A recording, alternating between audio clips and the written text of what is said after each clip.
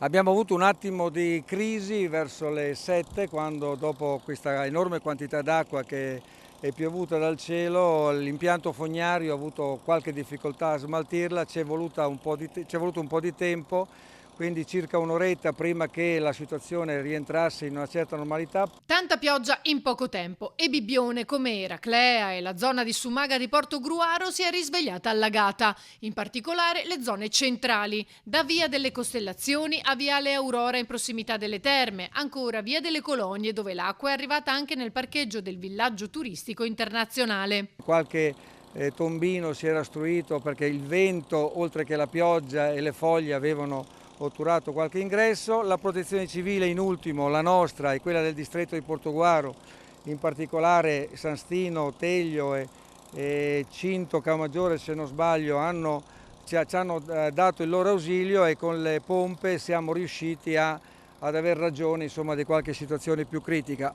Le difficoltà maggiori si sono verificate in Via Maia. Una delle zone maggiormente colpite dalla pioggia delle ultime ore qui a Bibbione è quella dell'area circostante il palcoscenico allestito per il concerto di Vasco Rossi e adiacente al Luna Park. La protezione civile con i volontari stanno lavorando per liberare il terreno dall'acqua. La speranza è che una volta risolta la situazione la pioggia conceda una tregua anche per le migliaia di fans in attesa di assistere al concerto sabato e domenica di Vasco Rossi.